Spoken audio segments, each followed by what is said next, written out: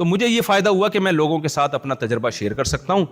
تو میں نے جب آیا اس مسجد میں جہاں میں آج کل امام ہوں, تو میں نے وہاں تجربہ شیئر کیا. ایک صاحب نے کہا یہ جو مزاربت اسکینڈل نہیں ہوا تھا, میں نے نہیں پیسے لگائے الحمدللہ. اول تو میرے پاس بچا ہی کچھ نہیں تھا, لیکن ہوتا بھی تو نہیں لگاتا.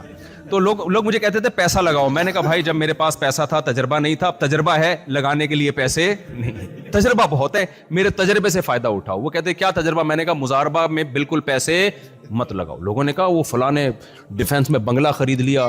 میں نے کہا اس کا مطلب یہ بہت بڑا فراڈ ہے, یہ چھوٹا فراڈ نہیں ہے. اتنا لوگوں نے مجھے کہا کہ یار آپ اس کو پروموٹ کرو. میں نے کہا بھائی یہ غلط ہے. میرے اپنے قریبی جو خونی رشتے تھے, حتیٰ کہ میرے گھر والوں نے کہا کہ جو ان کو گولڈ ہوتا ہے نا بعض مہر میں ملتا ہے یا والد کی طرف سے ملتا ہے, ہم یہ لگا رہے ہیں. میں نے کہا سوال ہی پیدا نہیں ہوتا.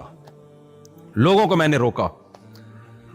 اس کے بعد ایک امام جن کو بہت منع کیا تھا نا, 7 کروڑ روپے ان کے لے کے بھاگا. اس زمانے میں 7 کروڑ, پتہ نہیں کتنوں کو برین ہیمریج ہو گیا. اور پھر وہ ایکچولی ہوا ہی. ابے ایکچولی کچھ نہیں ہوا, شروع سے ڈرامہ تھا. یہ شروع سے ڈرامہ تھا. ایسا کہاں ہوتا ہے.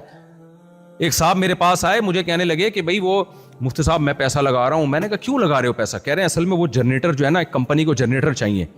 یہ کیا کرے گا, کیش پہ خریدے گا اور قسطوں پہ اس کو مہنگا کر کے بیچ دے گا. تو وہ قسطوں میں جو پروفٹ آئے گا آدھا میرا آدھا اس کا. میں نے کہا یار میں مولوی ہوں, مجھے اتنی سینس ہے کہ کمپنی ڈائریکٹ کیوں نہیں خرید لیتی. کمپنی کے پاس پیسے نہیں ہیں, وہ آپ سے لے گی گلی محلے کے تاجر سے. ڈائریکٹ کیوں نہیں خرید لیتی کیش پہ؟ تو بالکل جب انسان کا پیسے میں پاگل ہوتا ہے نا, تو دماغ کام کرنا چھوڑ دیتا ہے. تو اس لیے میں نے کہا بھائی یہ میں اپنے تجربہ شیئر کر رہا ہوں آپ کے ساتھ کہ یہ جو پیسے جس کو دے دیے نا, تو اب وہ پیسے آپ کے نہیں ہیں. ہمارے حضرت مفتی رشید احمد صاحب فرمایا کرتے تھے اس زمانے میں کوئی کسی کو پیسہ دے بڑا بے وقوف, اور جو لے کے واپس کر دے وہ اس سے بھی بڑا بے وقوف ہے.